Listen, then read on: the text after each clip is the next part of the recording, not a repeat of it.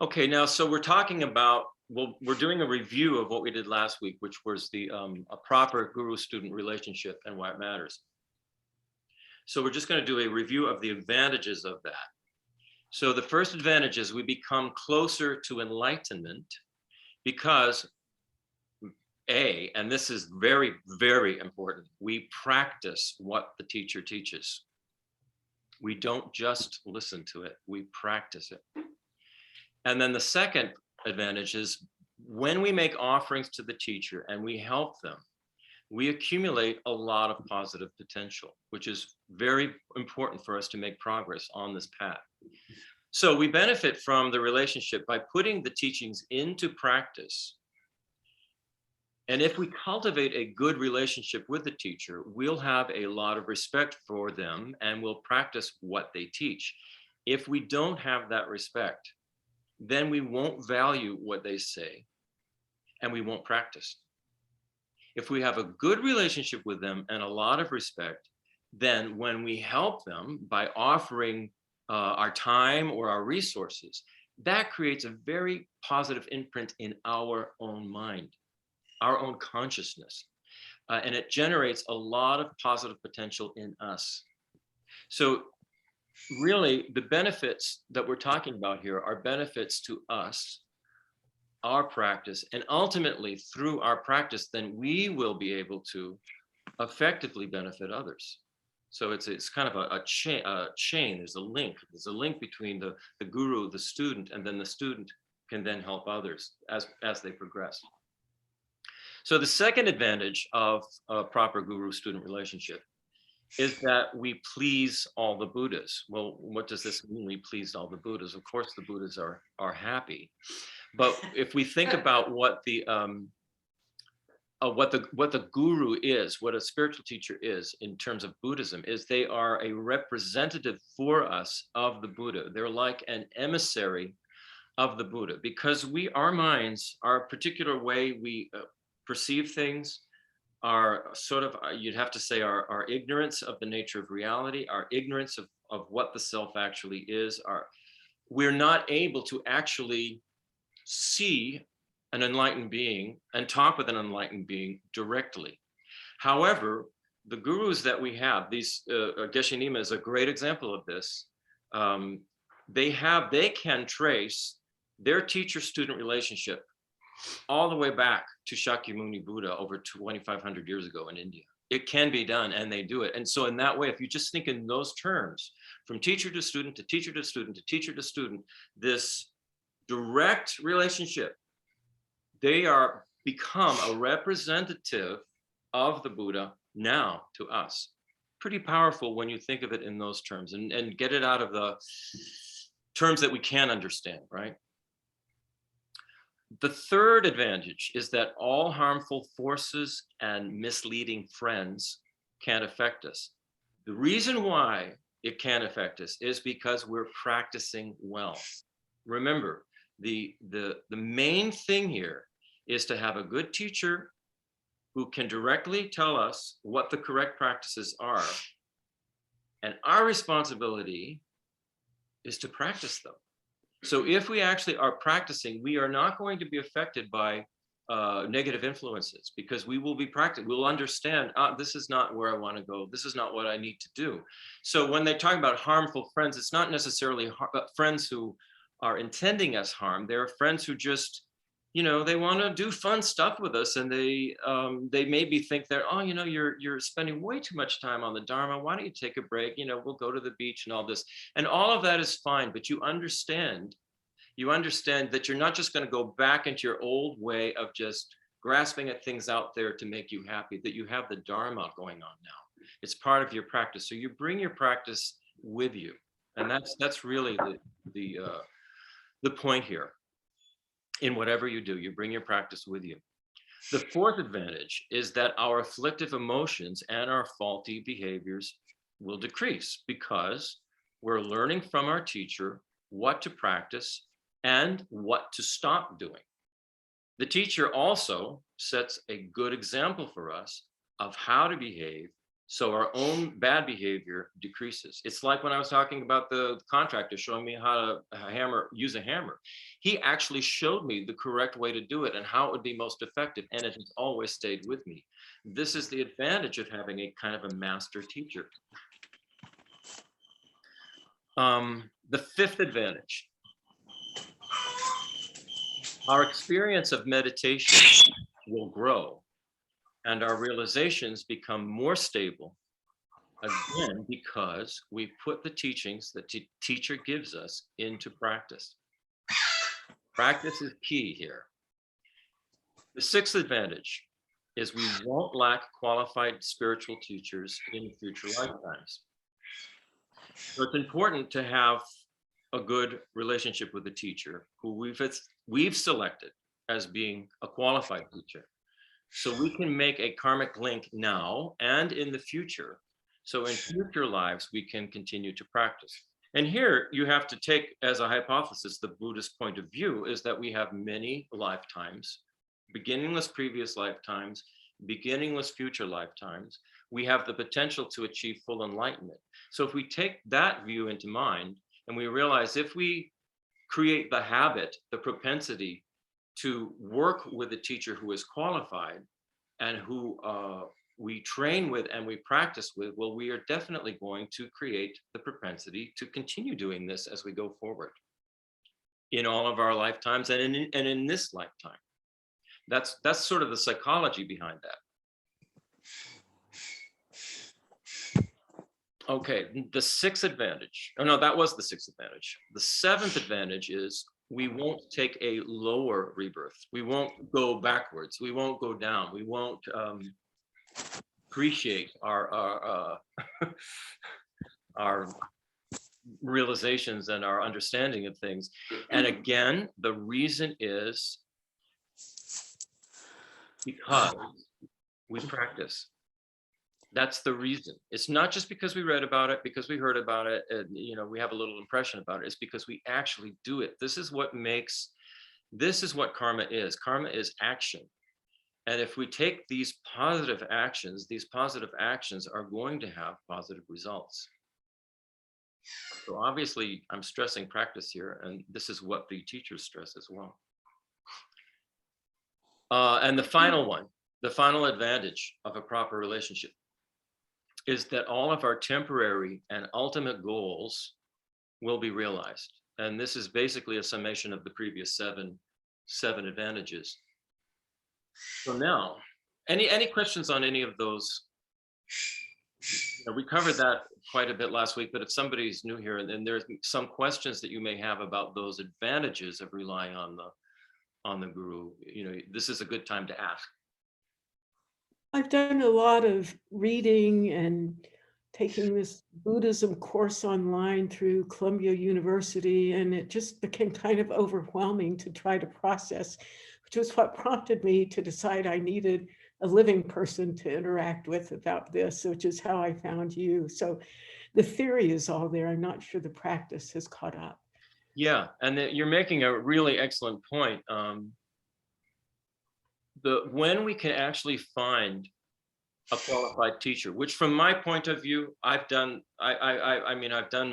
checked out.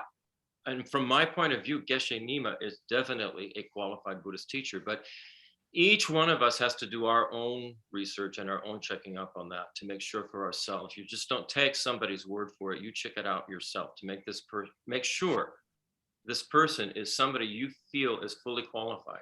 This is extremely important. This is your responsibility. So when you've done that, and you've actually then made that personal connection with your teacher, it makes all of the difference. It's no longer as overwhelming, because I agree with you, Anne, the amount of, it's almost as if the information in Buddhism is infinite, that it just doesn't stop. And it can be quite overwhelming, especially if you don't know where it fits in this path of practices that we do that take us to happiness and enlightenment. And this is the way a traditional teacher will set it up, that you will understand. And this is what we will be doing in this prep for Geshe Nima. we'll be going through the various levels of practice and how they all fit together and where they fit in our progress, so that it does not become overwhelming, so that every time you hear a particular Buddhist teaching, you're going, oh, I know exactly where this goes in this path to enlightenment. I know exactly where this goes in my practice. And that's the beauty of it. And that's the beauty of having a teacher who's done this, who can then convey it to you. And of course, this is all coming from the Buddha's teachings. Can you just like imagine if Geshe Nima were to say, give like the 40,000 foot level of how the teachings are grouped. I mean, you're talking about, right. We're going to be getting into this, but here's the 40,000 foot, here's the 40,000 foot view. There are 3 levels of practices, and you can think of them as sort of junior school, high school, and graduate, postgraduate. You could think of it in those terms, all right?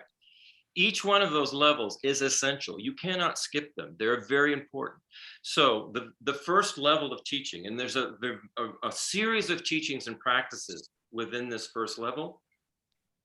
This first level, or they sometimes call it the first scope of the teachings, has to do with understanding how karma works, and then what we need to do to make sure we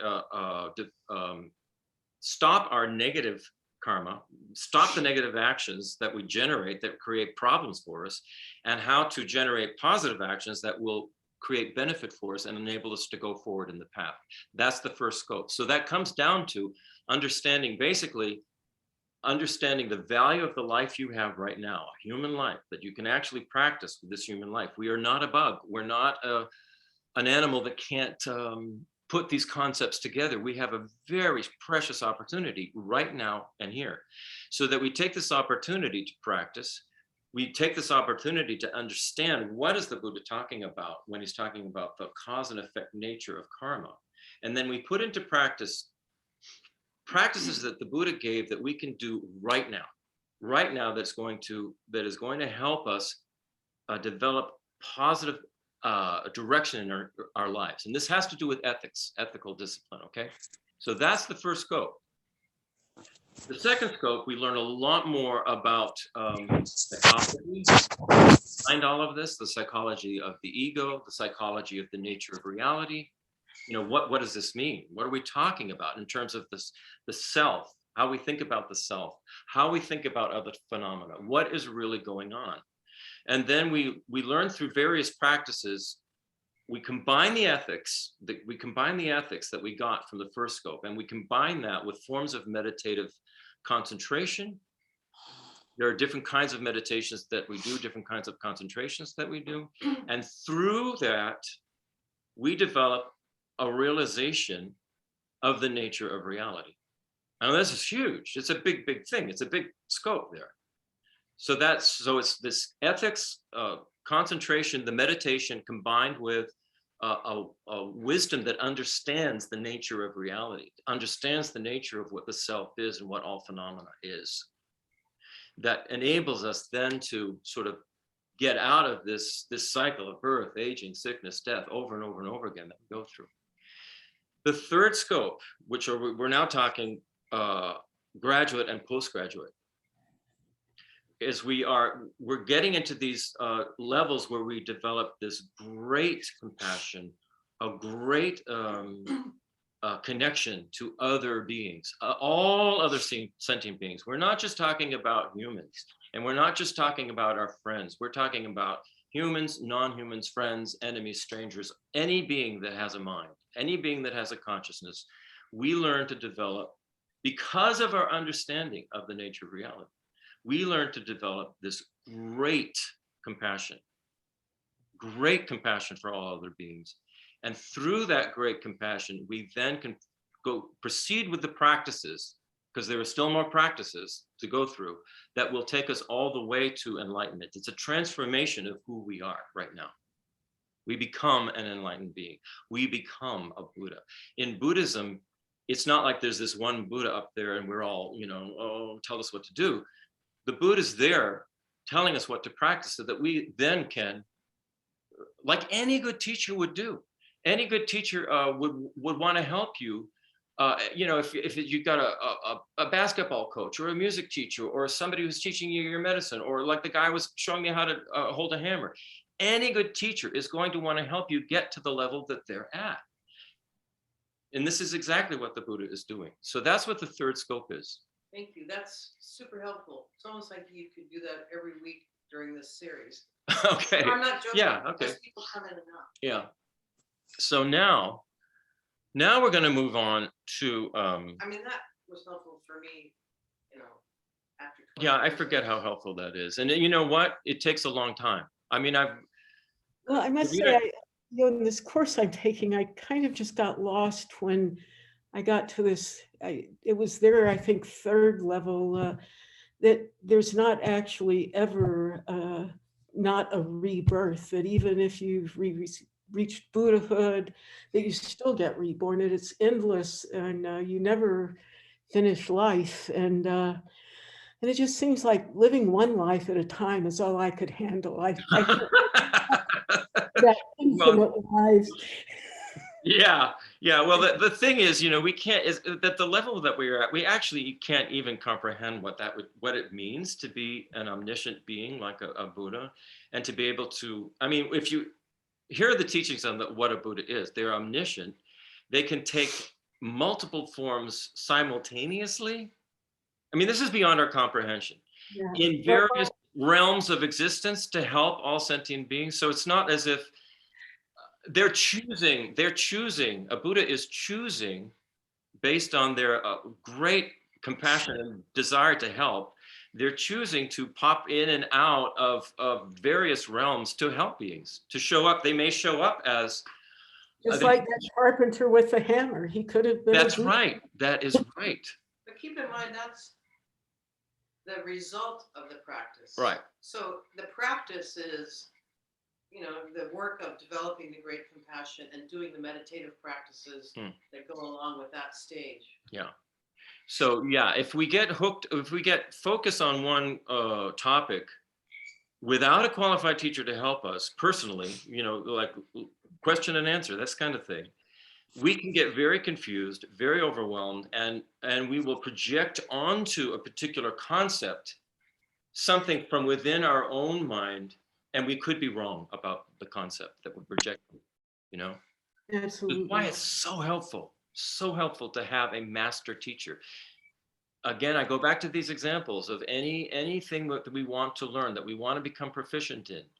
If we have a teacher there who can help us, I'm thinking like when I learned how to play the piano, I had a teacher who would sit next to me, listen to what I was doing, and then they would show me what was wrong, what was correct, a better way of doing it. I mean, it was just, you cannot get this from a book.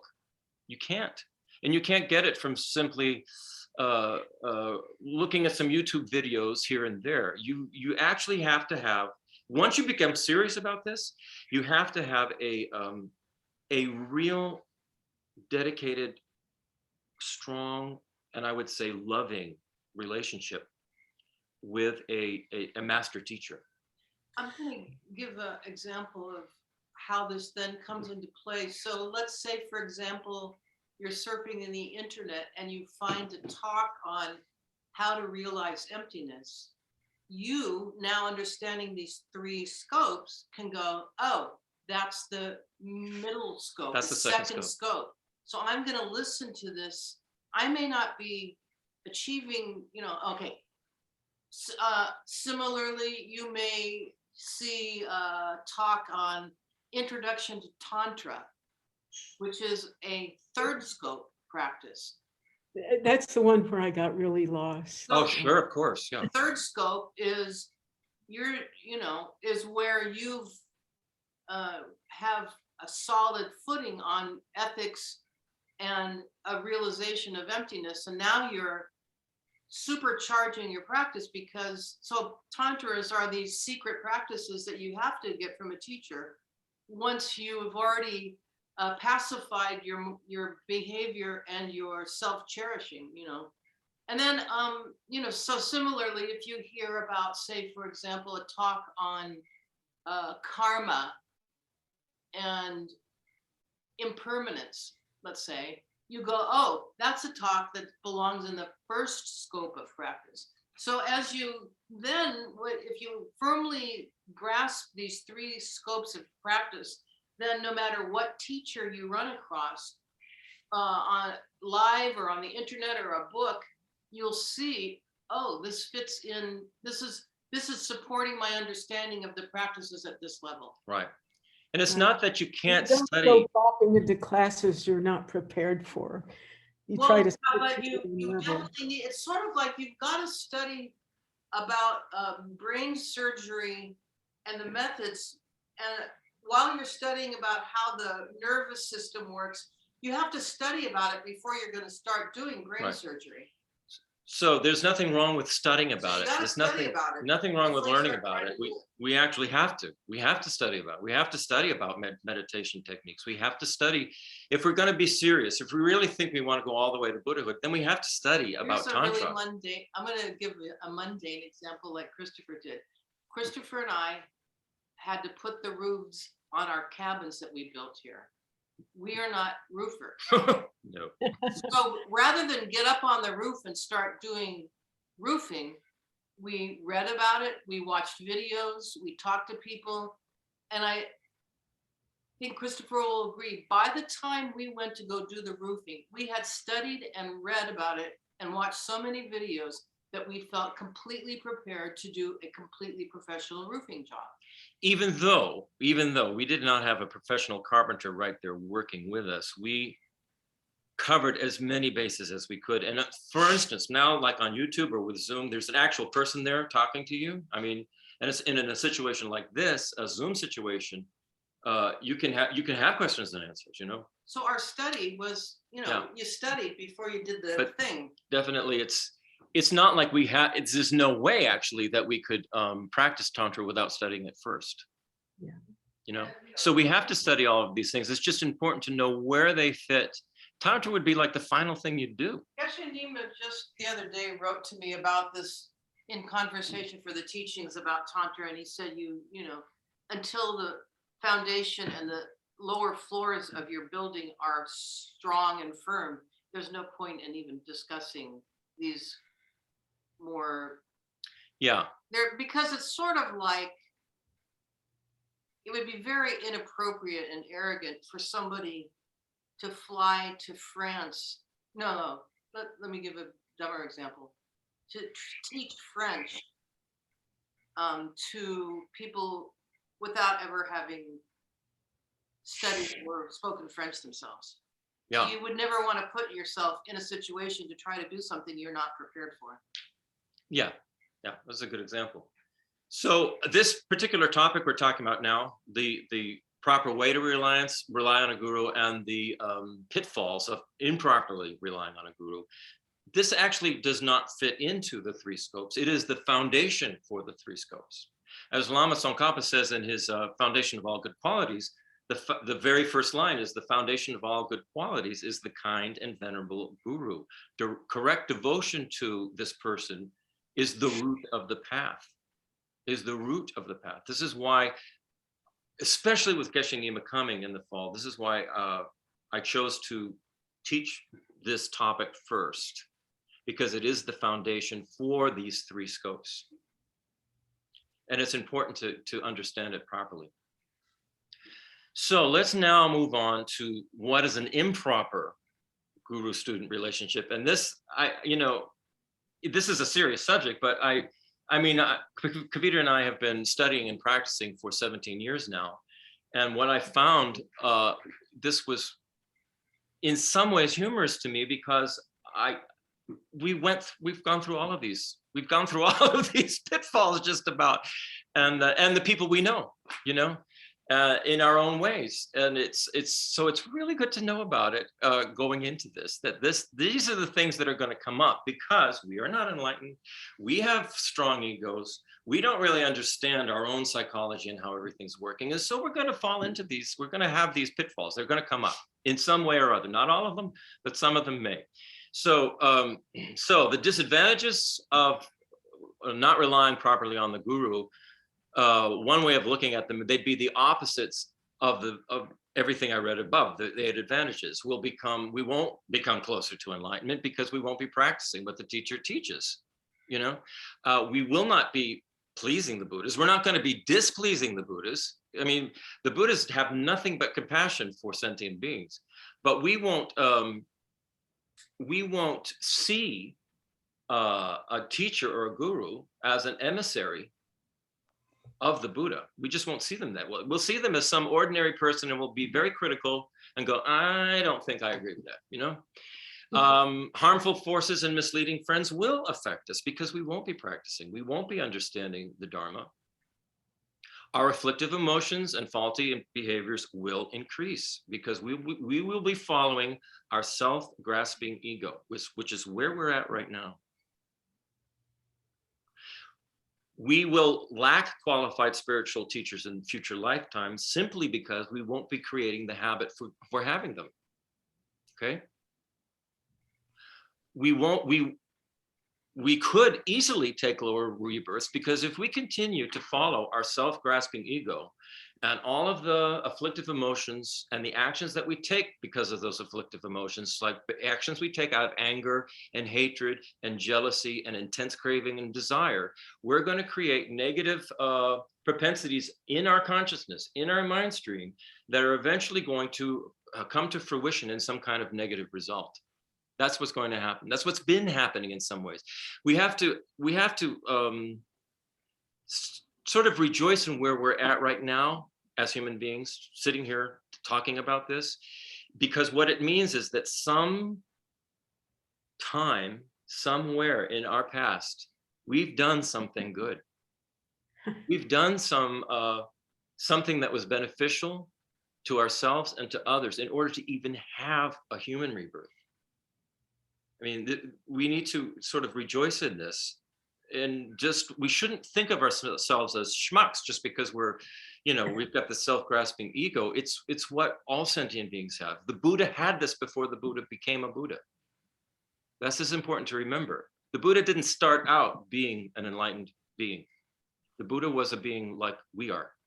This is more hedonistic than most of us got a chance to be in his early life. Yeah. So now moving on to what are the disadvantages are. Those are the opposite of what the advantages were. So if we have a bad relationship with our teacher, if we have contempt for them, defame them, get angry and walk out on them, yell and scream and renounce them, we will experience these disadvantages. And I will tell you, this can happen. I have seen it happen. I have felt the inclination in myself with particular teachers because I was not understanding what they were showing me my mind, but my ego was not seeing that. Okay, this will come up. This can come up. So if we go ahead and do this, and we go around and tell bad stories about them and criticize them, we're going to have some problems. So here are some additional disadvantages that can come from doing this kind of thing. Doing which kind of thing? Showing, getting angry with our teacher, criticizing our teacher, Okay. This kind of thing. Dissing them. Yeah, dissing them, saying, and we'll go into the reasons why we do this. Decide that teacher is not a good teacher for you, or that's valid, and we will get into that. We'll get into that. Okay. So here are some additional disadvantages that come from having an improper relationship with a guru. The first is that what we're doing is we're showing contempt for all enlightened beings by doing this. As we said before, the teacher is like a representative of the Buddha to us. Like I said, Geshe Nima, he can trace his lineage all the way back to Shakyamuni Buddha in India almost 3,000 years ago. Teacher to student, teacher to student. So even by thinking of it in those terms, we're actually sort of trashing the Buddha's teachings and the Buddha. Am I interrupting too much, or other people not wanting to hear my interruptions? I'd like some feedback on that, because I have a question about that. Okay, so I'll just finish this particular thing. If we throw away the teacher, it's like we're throwing away the Buddha. So what's your question?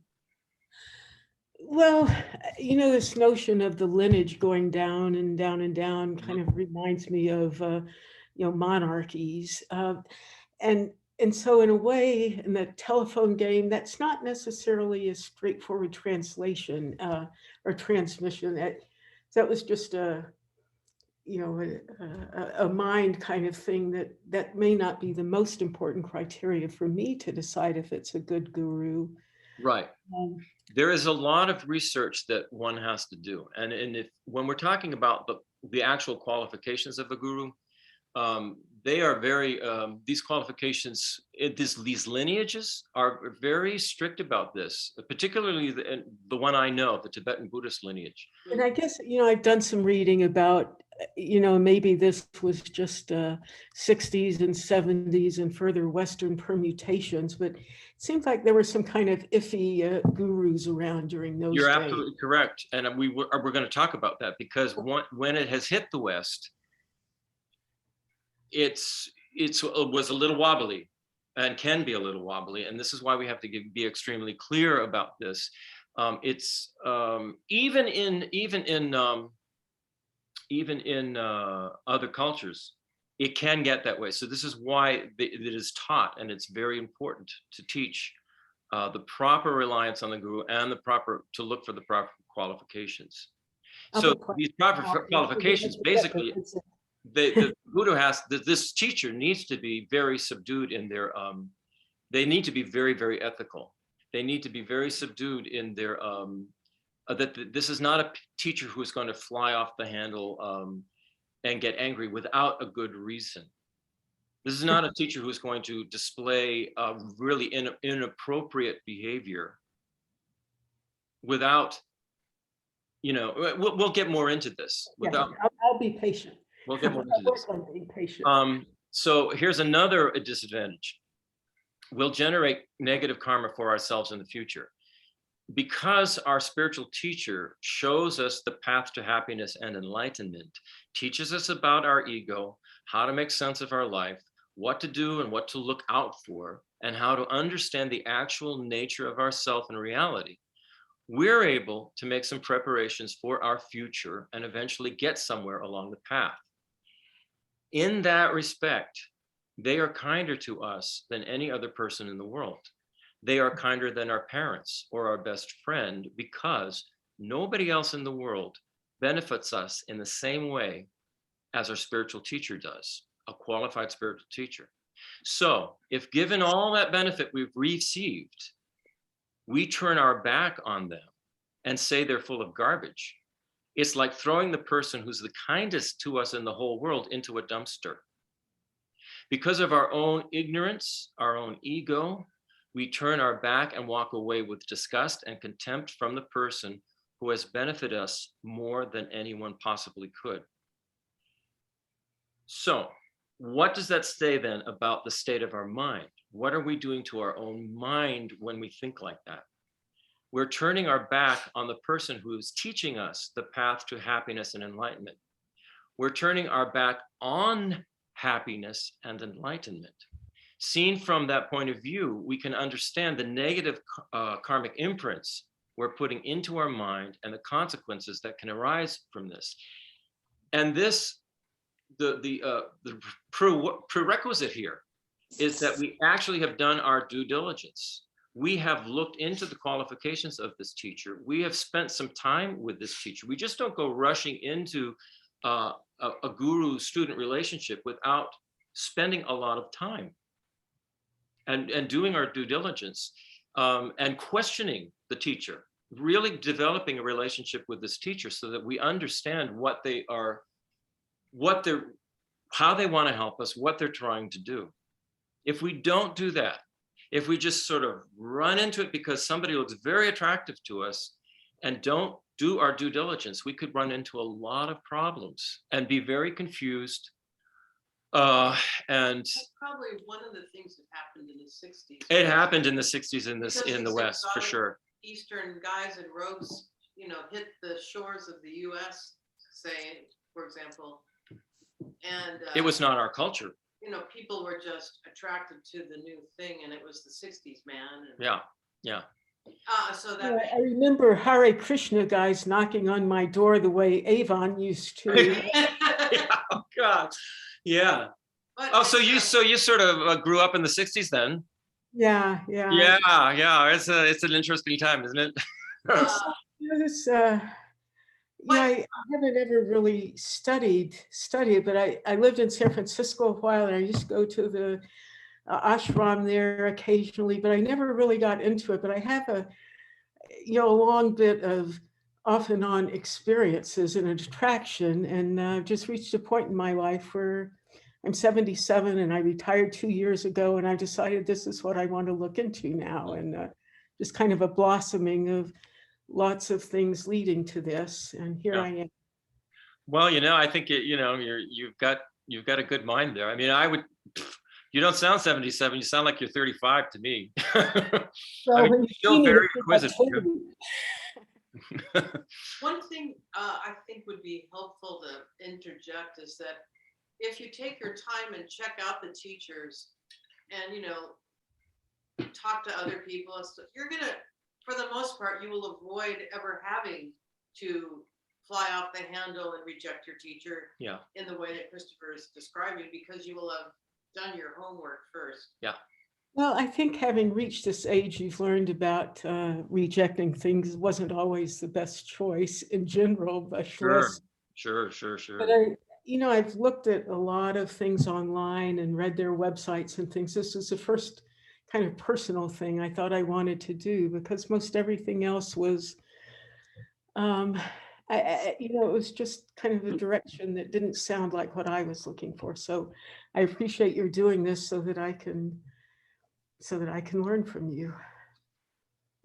That's wonderful. That's exactly why we're doing it, so that none of us we can avoid some of the pitfalls that can occur. So here are some, and this is really interesting, because I'm saying this is coming from a series of teachings that Venerable Tipton Children in Seattle gave, and the people there, when they heard all of this, just like you, Ann, they had a lot of questions to ask her, and so these are some of the questions that came up, and I think they could be very helpful for us to hear. So here's a question: does this mean that as much as we appreciate our guru, we'll get that much benefit, and as much as we don't appreciate our guru, we'll generate negative karma? And the answer is no. As much as we don't appreciate our guru, we just don't get that benefit. But as much as we depreciate, criticize, and have contempt for our guru, we generate negative karma. And this is especially after we have already checked into our guru, checked into the guru's qualifications, have made the decision that we want to follow this guru. We have a lot of respect for this guru. We believe the teachings they're teaching us. And yet, because of something that they did, our ego got triggered in such a way that we just are dissing them. This is what this means. So we have to be very, very specific about this. There can be justifiable anger because you don't understand something that's going on.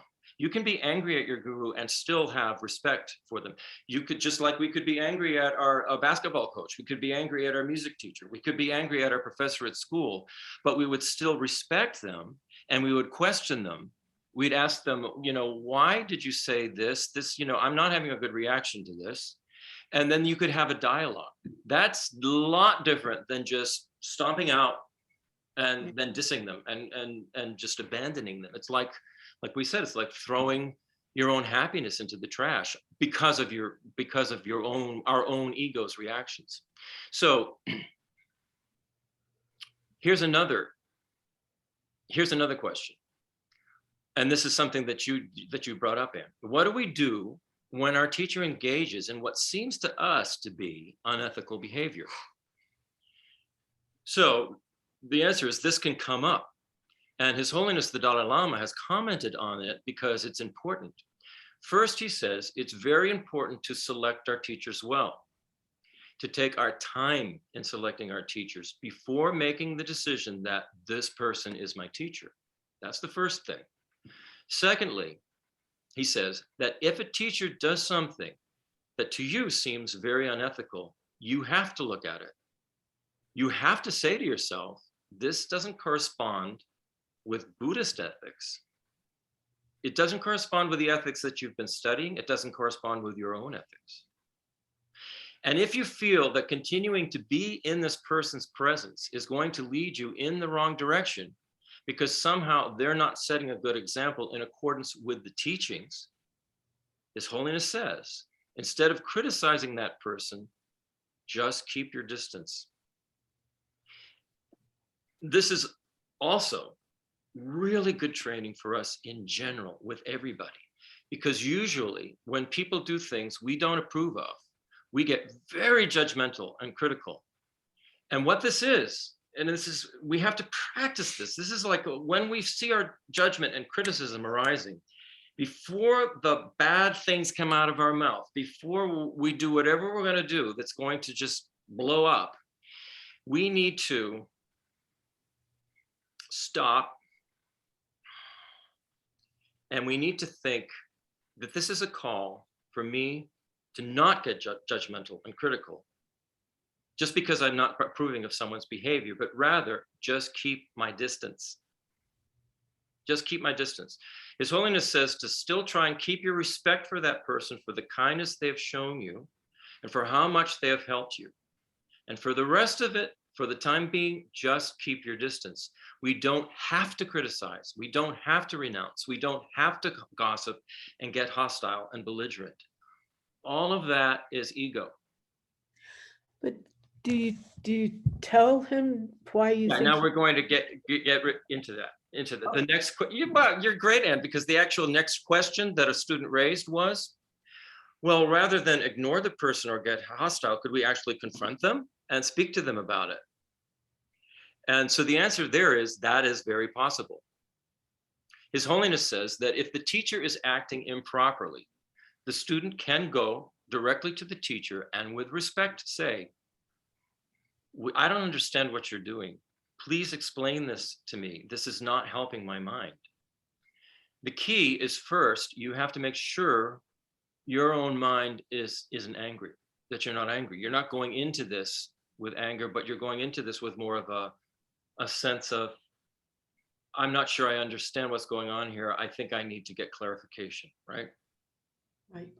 So going to the teacher with respect and confronting them about it is really, really different than getting angry and belligerent and gossiping and yelling and screaming. Posting on social media about how bad they are. Oh my God. Social media is like the worst. It's like, wow, our world has gotten, it's sort of like free range gossip, criticizing, anger. I mean, it's just, it's out there beyond what we've ever seen before.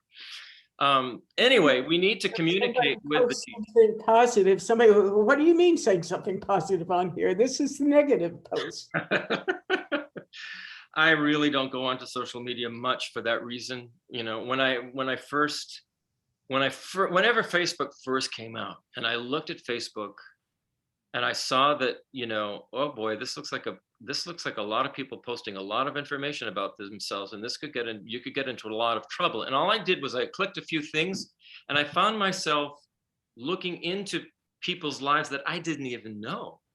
And they were posting pictures of their children and where they lived. And I thought, this doesn't seem right to me. I don't want to do it. And so I really have never done it. I have I'm a ghost on Facebook. I have a web page that I put up years ago, had to do with my illustration business, but I never look at it. I never go because for this very reason that you mentioned.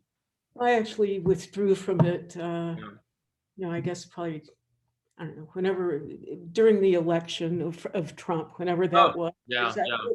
I don't need withdraw politics in my life, and you can't avoid it on Facebook. It's so unbelievably divisive. It can't be good, right?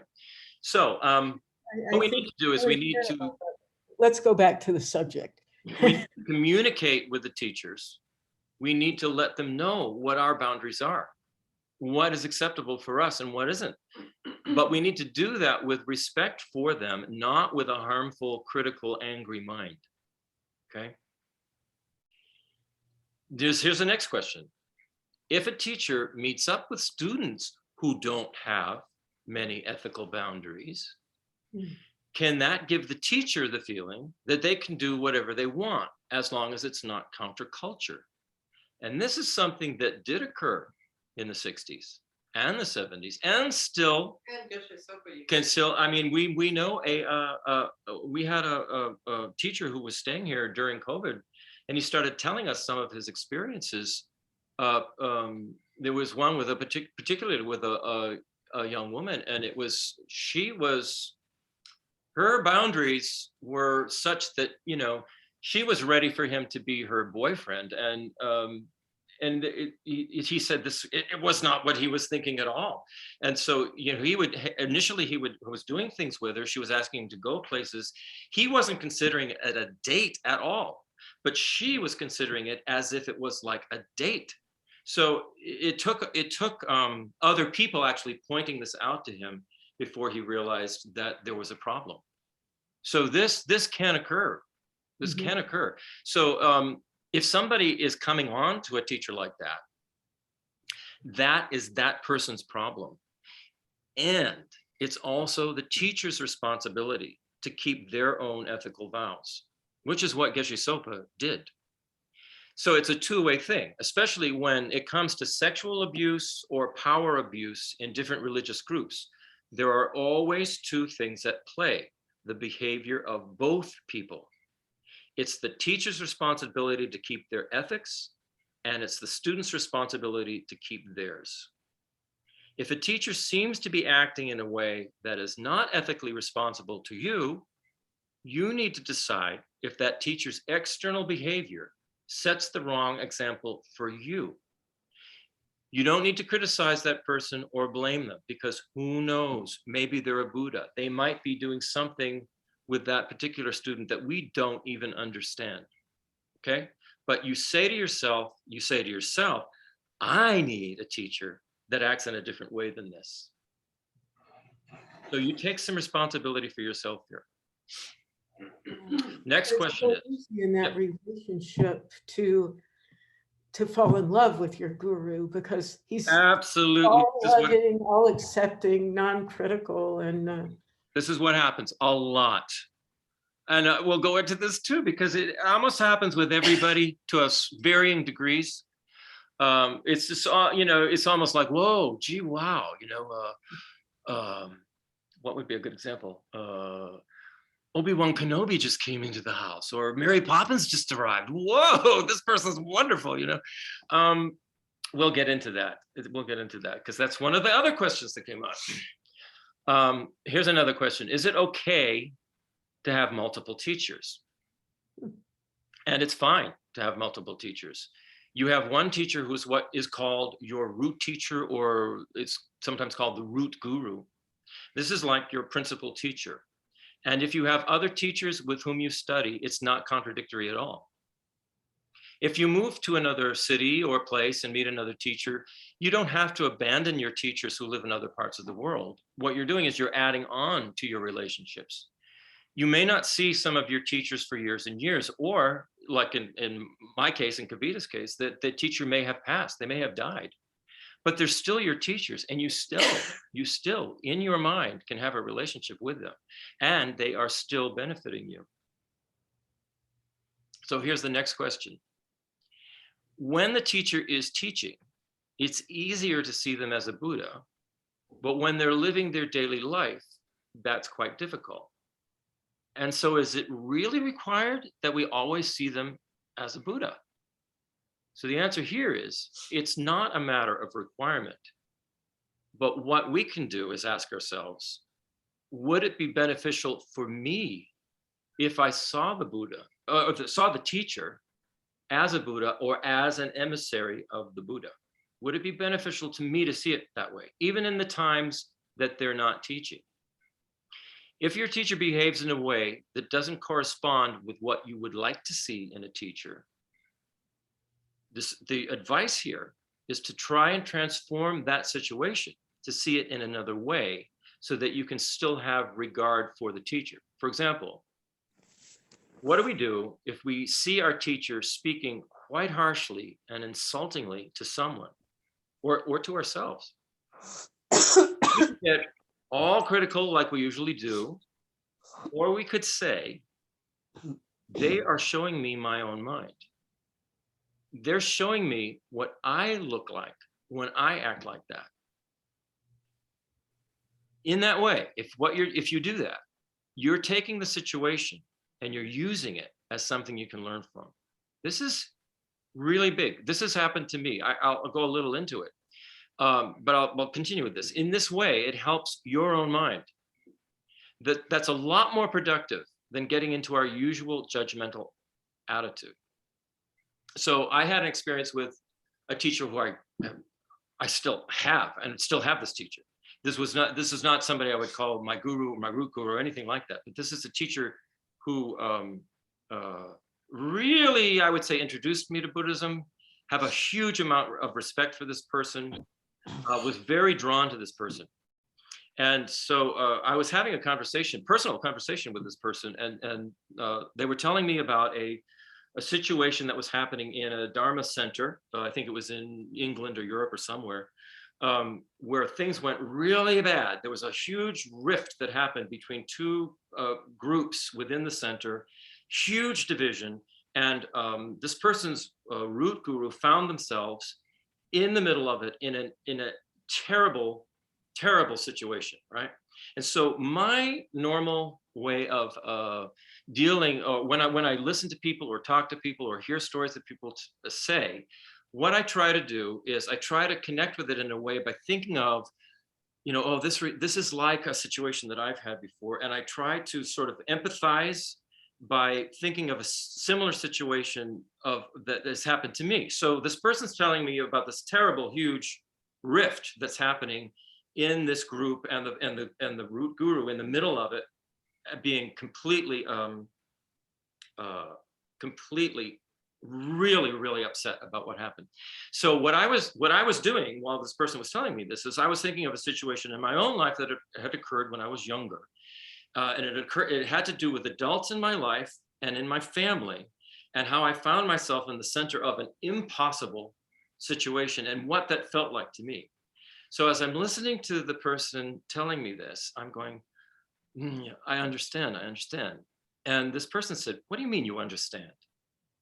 And he said, what are you doing? Are you taking some, situation of your own and projecting it onto this? And I said, well, yes, there's something. And then, whoa, all of these expletives came out of this teacher's mouth.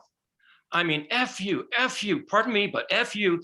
And it was like, and it was it took me totally off guard. But I remember the very first thing that came into my head, it was like, whoa, a slap across the side of the face. And I just didn't even understand what had happened. But the very first thing that came into my head is, this must be some kind of teaching. There must be something for me to learn here, because I so respected this person.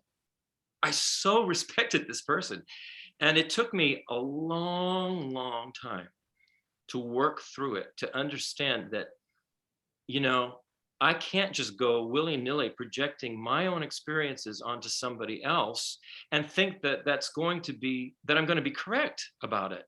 I need to actually just listen to what the other person is saying. Just really listen to what the other person is saying.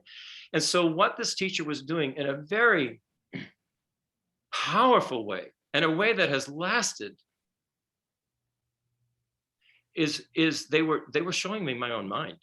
And like I said, it took me almost 2 years to be able to view this teacher again with the same, actually maybe even more respect. And I have a good relationship with this teacher, and this teacher can now say F you, and we can both laugh. I mean, it's these are the kinds of things that you will experience, because the teacher is going to show you your mind. They always will show you your mind. And this is the best way to look at it. When something like this comes up, go, what is this teacher showing me about my own mind here? But he was So showing you something about his mind too, and don't you think? absolutely.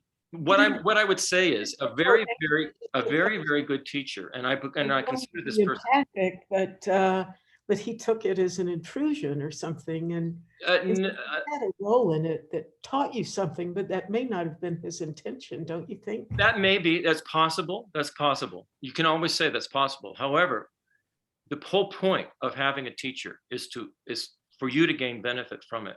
And what I'm saying here is I actually gained benefit from it. It actually did something because it was so. From you, it's the other direction. But this teacher, what I'm saying is this teacher is a really, really good teacher. I have a lot of respect for this teacher. And so when this occurred, the immediate this must be showing me something. Rather than, storm off, scream, whatever I would do, it was completely different. It was completely different. I also have had experiences with my own root gurus, where my own root guru was showing me my own mind, but not in a way that was criticizing me, but in a way where my own root guru, in my presence, put themselves in a situation which I sort of couldn't understand why they behaved this way. But what happened was, I saw it as a teaching, a lesson for myself. My guru wasn't angry at me. My guru was not criticizing me. But what I saw happening, and it was not a really big deal, but because I was, but because we see this person, this guru, we see them as, oh, they must always be perfect. They must always act in a certain way. They must be like a god, like the Buddha themselves. The guru was showing me a particular kind of situation that comes up a lot with Westerners, and actually had me be the one who corrected the situation by stepping away from it. And it's lasted with me. It's very powerful. These, you have to accept, you have to understand that this is it takes two people. It's the guru and the student. It is a relationship. And we, as the student, we have responsibilities for our own mind. And the guru is going to size us up, especially if we spend time with them. They're going to understand. Even if they're not omniscient, they have their studies are such that they have such understanding of the ego and how it works and the very subtle ways, the pathways that it takes. They're going to see what it is we're doing, and they are going to present some situation to us where we then have to, sort of see where we're at. This happens. And so it was just kind of holding up a mirror to your. Yeah, it is whole, and this is the best way to look at it. It's the best way to look at it, because they're not there to hurt you. They're there to help you. And our biggest hindrance we have is our self-grasping ego. That's it. That self-grasping ego, of course, arises out of an ignorance of the nature of what the self is and the nature of reality. But when it gets down to what is the biggest problem we have, it's this self-grasping ego. And so your teacher is going to find ways to help you with that. And you have to understand that that's going to come up. Mm-hmm. So it's a lot more subtle than we tend to think going into. More painful than you expect at times. Yeah, but the rewards are huge, because when you learn that particular lesson, it stays with you in exactly the same way as when the guy who's a carpenter shows you. It's because you didn't read it in a book, when you didn't see it on YouTube. You actually experienced it completely and fully with somebody who is there to size you up and to help you, and who you have respect for and trust in. It's far more powerful and lasting than other kinds of lessons that we get in other ways, especially because we're talking about our spiritual development here. So Everything we perceive, everything we have, everything we perceive has the potential to show us our own mind and our own consciousness, because it is our own mind and our own consciousness that is doing the perceiving. We are always the one who is responsible for our reactions and our responses, not our teacher and not anyone else. We can't blame them for our reactions and our responses as much as we'd like to. And this is how we learn to tame and train our mind. It's huge. It's going to come up, but we shouldn't shy away from it out of fear. We should realize we have got to be, sometimes they talk about it as almost like you have to be a spiritual warrior. You're understanding this. I mean, think of, here's a good example. You know, the movie Star Wars and Obi-Wan Kenobi and Luke Skywalker, and, you know, it's like a warrior training.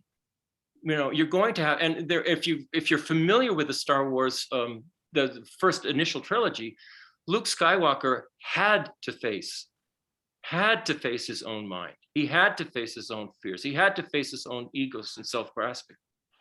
And Obi-Wan Kenobi and Yoda were the ones who helped him to do that. And it may not have been pleasant.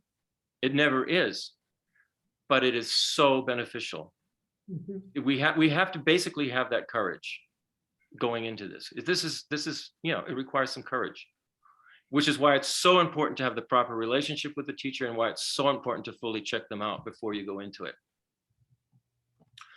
So in terms of anybody, you know, if we can focus on somebody's good qualities, especially our teachers, that makes us so much more receptive to learning from them.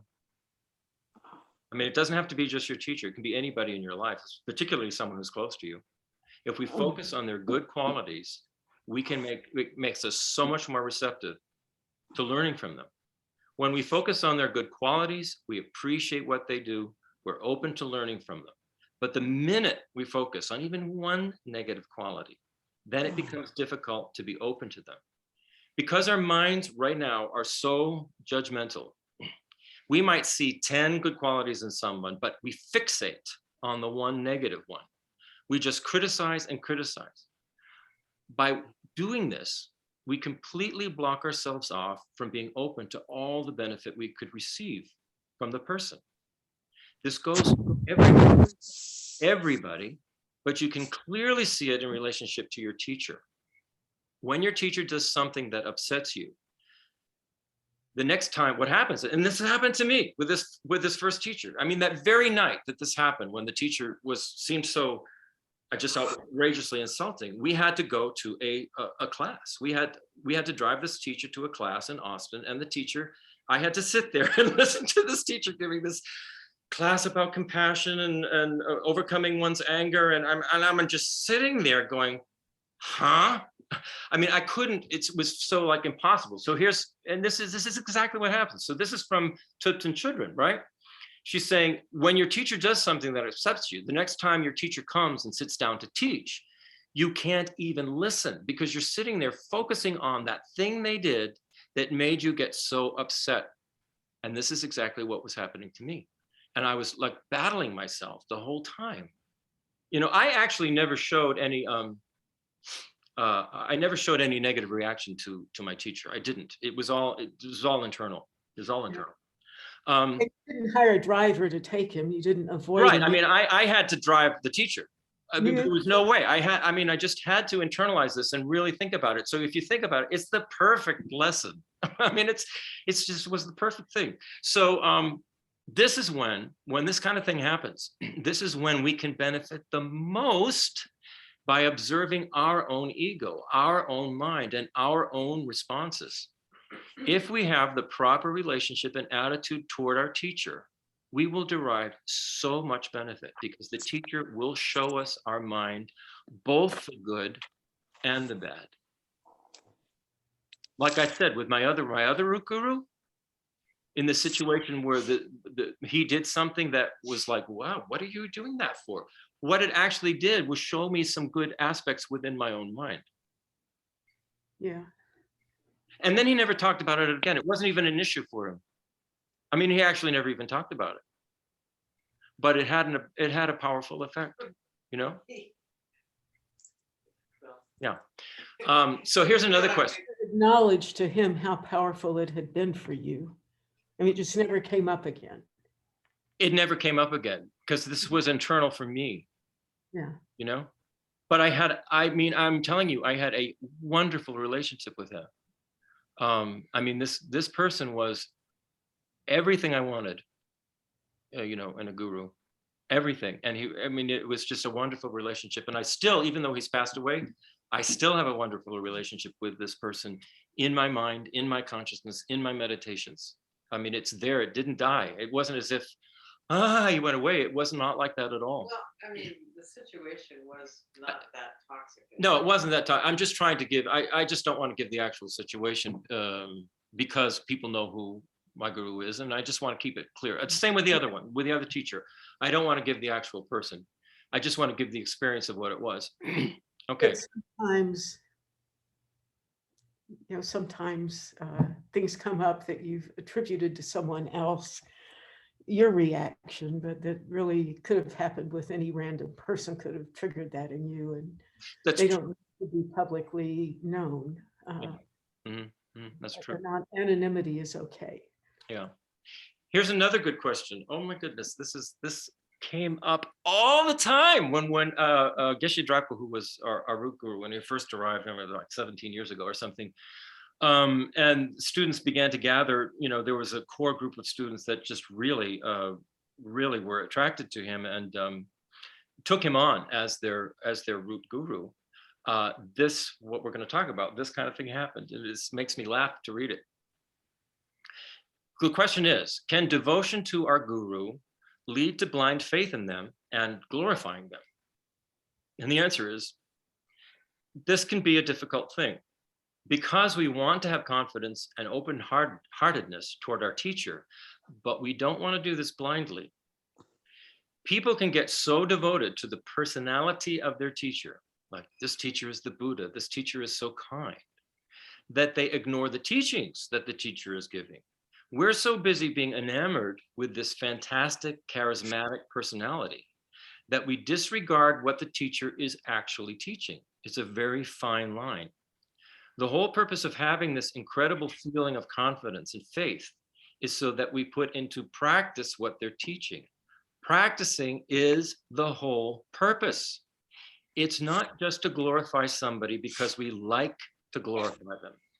That's what our egos do when we, quote, fall in love. This is the trick. Some of us just glorify our teachers because it makes us feel good. And this is how we get into all these possessive and jealous trips about the teacher, saying, this person's so holy, so I'm going to wash their dishes. Don't ask me to wash anybody else's dishes. I don't want to do it for these other creepy people, but the guru's dishes, they're holy, they're blessed. And so we get into that because it makes us feel good. Well, the way this kind of happened with our little group is that we had the root guru, Geshe Drapa, and Lama Pasang was his translator because Geshe Drapa didn't really speak English.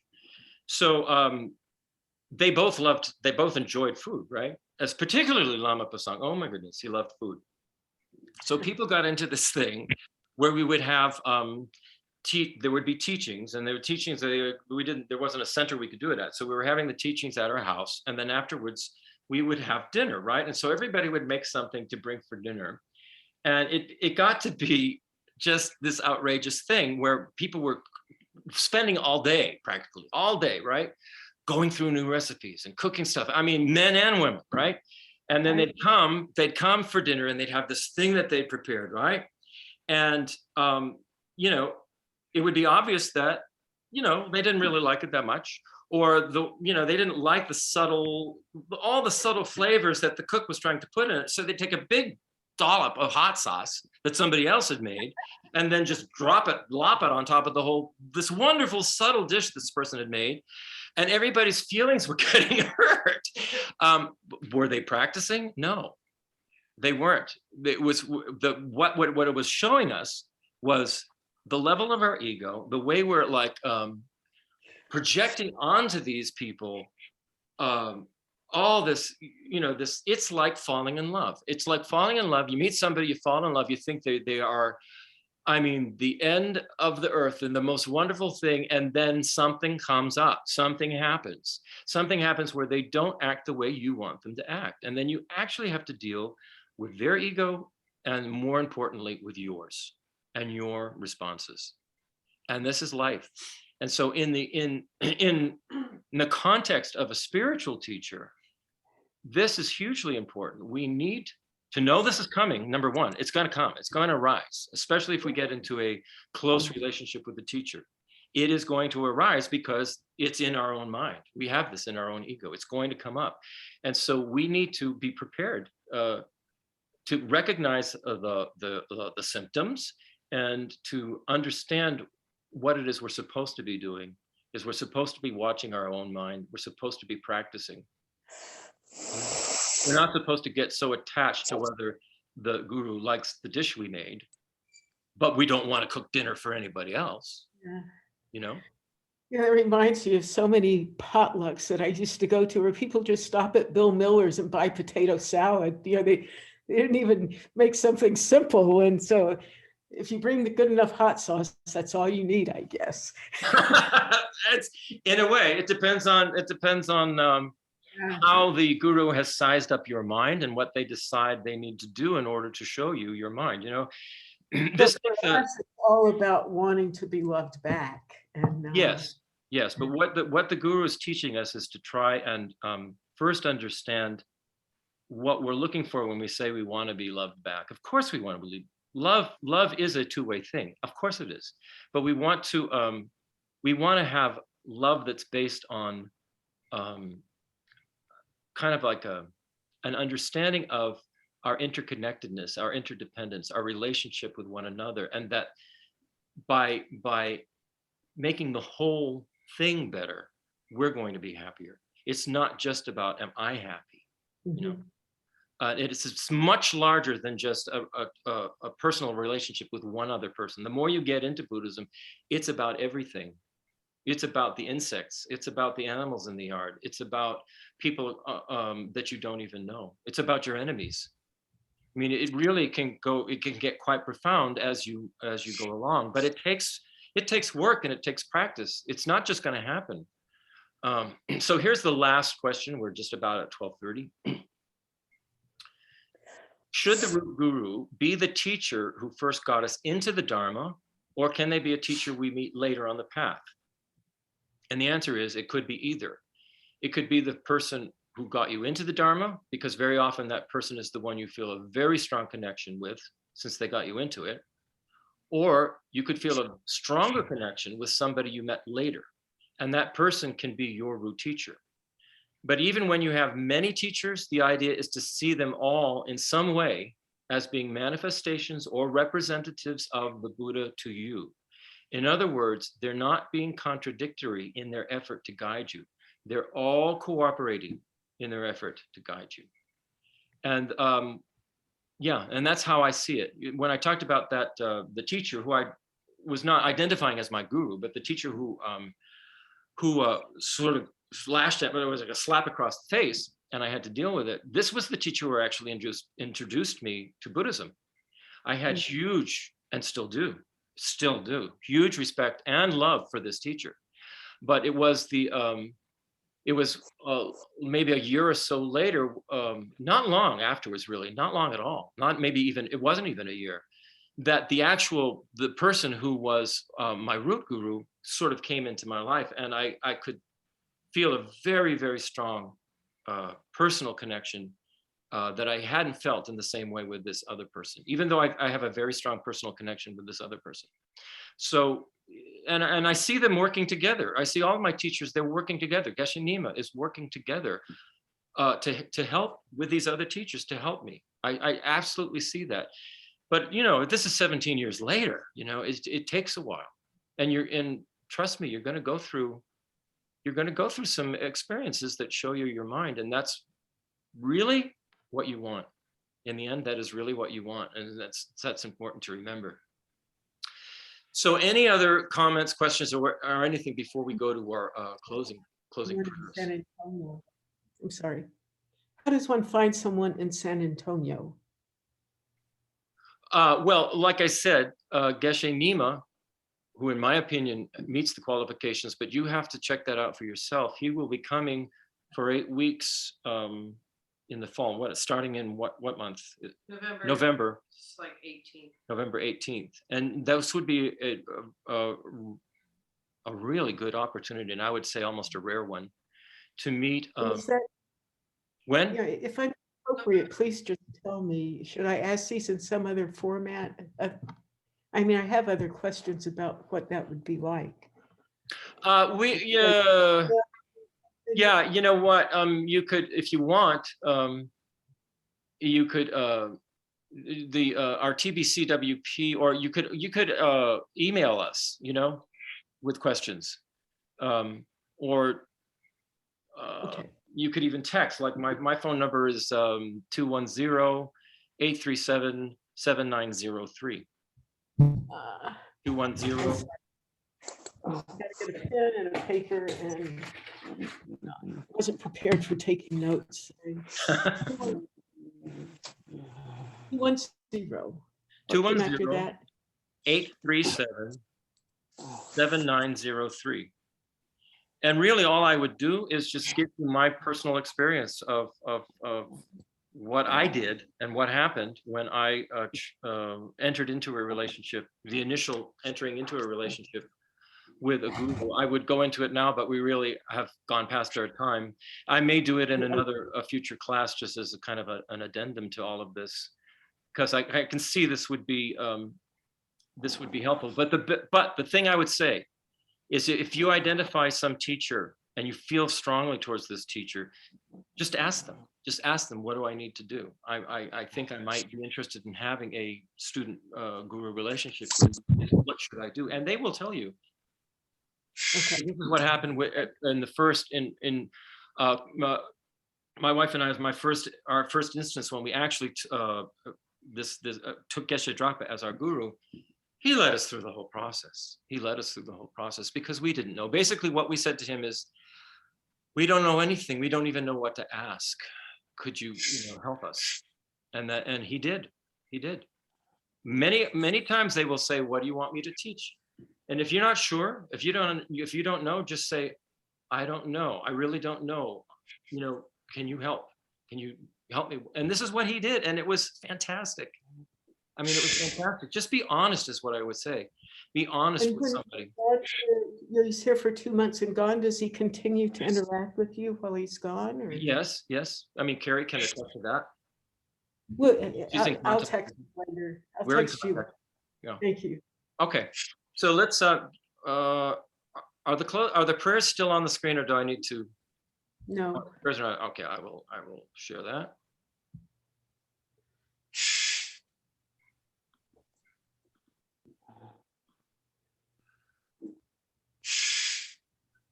Hush, bird. Is that a bird? Yeah, it's a bird. Okay. So let's just say these dedication prayers, and we'll do them in English. Due to this merit, may we soon attain the enlightened state of Guru Buddha, that we may liberate all sentient beings from suffering.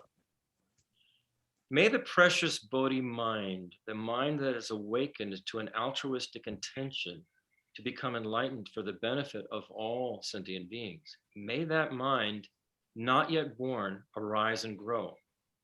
May that mind which has born have no decline, but increase forever. May the view of emptiness, the view of the nature of reality, the view of the way the self exists and the way all phenomena exists, may that view that is not yet born, may that arise and grow, and may that view that has been born have no decline, but increase forever. Okay. So I will stop the recording here.